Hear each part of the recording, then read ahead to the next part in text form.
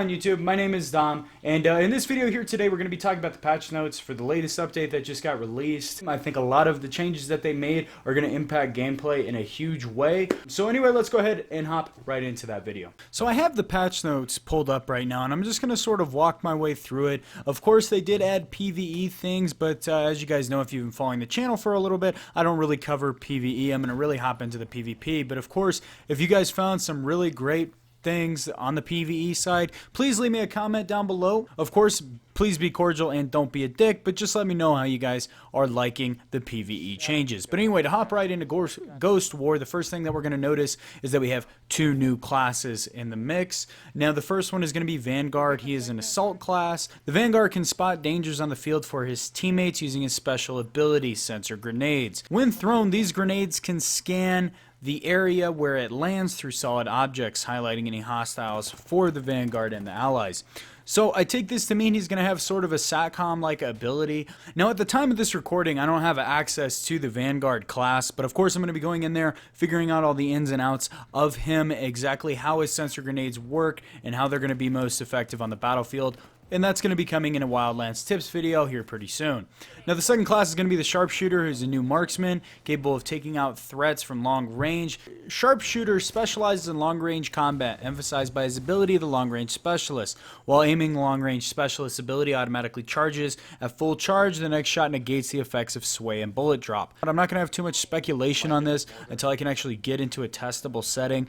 In the past, I've made that mistake of making judgments about classes before they get released. So with this one, I'm just going to kind of wait it out, wait for those Wildlands tips videos so you can see exactly what my thoughts are on those. But the things that I can give pretty good weight and pretty good credence to and have some speculation about is the fucking class balancing and the bug fixes, which is something that I'm going to touch on right away. Now, with class balancing, with the Toxic, they took his SR635 magazine and they reduced it to 20 rounds, whereas before it had 30. Now, the reason I think it had 30 was because the SR635 on Toxic, the accuracy was shit. It's so hard to hit anything, so you needed those extra 10 rounds.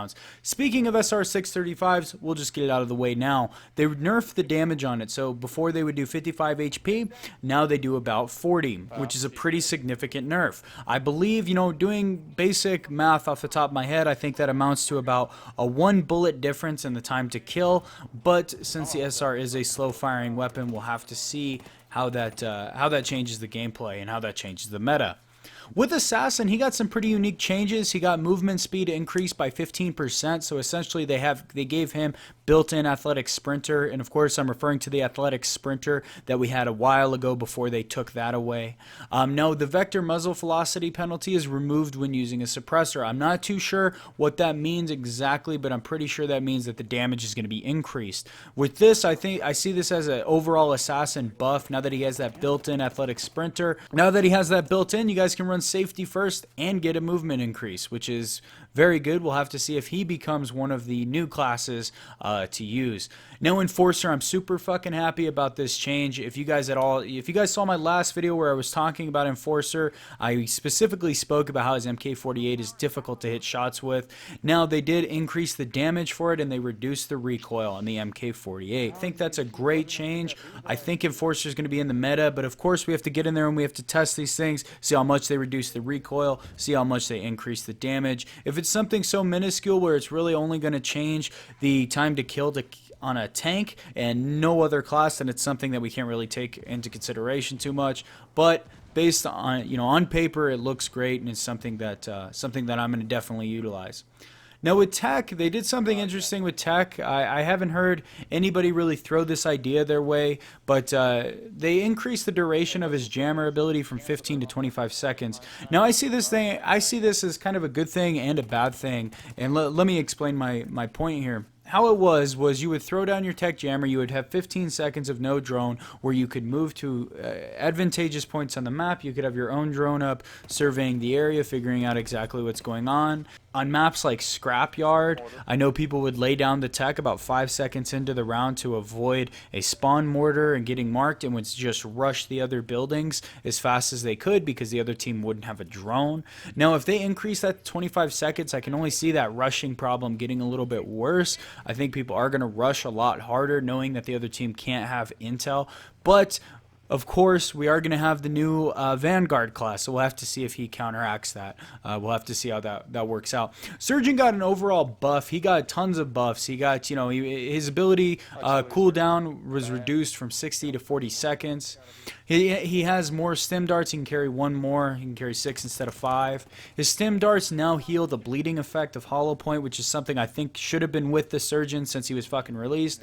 Now his stim darts also deal 60 HP, whereas before they only did 40. I just see that as an overall buff. Hopefully Surgeon can make his way into the meta. They made it so that Gorilla Smoke will hide objective markers, which is very interesting. I find that a very strange change. They obviously cared enough to change Gorilla in some way to try to make it more viable, but instead of reducing, increasing his smoke radius or something, they made it so that it hides objective markers. I'm not quite sure how I like that. On maps like Library, really, well, on pretty much any sabotage map, the only thing you can think of that will stop a gorilla from rushing the objective would be Toxic. But of course, if you have a tech that lays down his jammer for 25 seconds, you send out your smoke, you can take that objective point very easy, and it's going to be very difficult. Now, I'm not too sure for me, I'm not sure about you guys, but for me, when I'm playing Sabotage, I kind of have a good idea already of where the objectives are just from playing it a lot.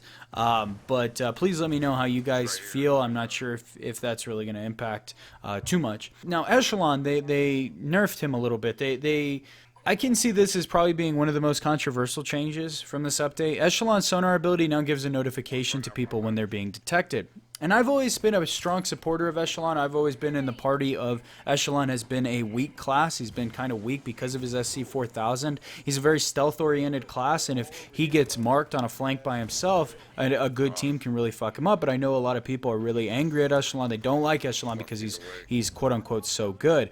But I never thought he was that good. I think, he had his place, and he could play really good foresty parts of the map very well.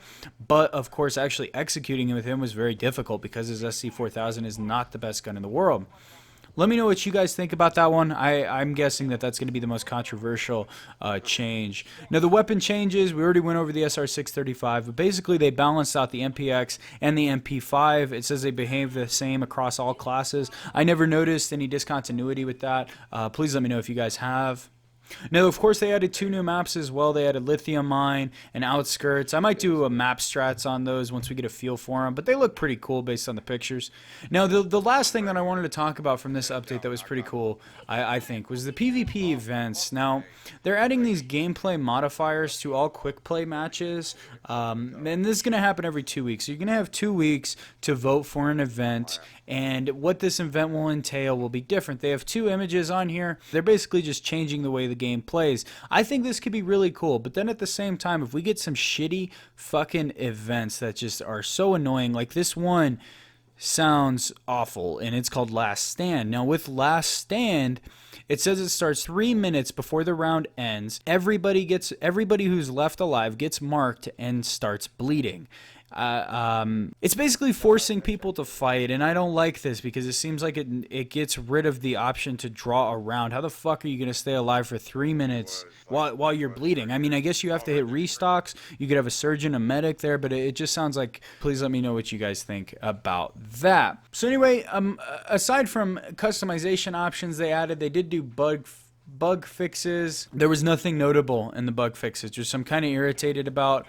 Well, I'm not even irritated at this point. It's kind of to be expected that they're not going to fix any of the actual problems in the fucking game. And of course I am speaking about connection issues, latency issues, bullets going right through people that should have connected. This is the biggest problem this game has. And if they had in their bug fixes or in their general fixes section, if they had one bullet point that said fixed connection issues, I would be happier than with the 20 or 30 fucking bug fixes that we got. But please let me know what you guys think about that. So anyway, thank you guys so much for watching this video. Please leave your thoughts and comments down in the comment section below, and stay tuned to the channel for your Wildlands tips videos, for your in-depth strategies on those new maps, and for everything else in between. So thank you guys so much for watching, and I will see you in the next video.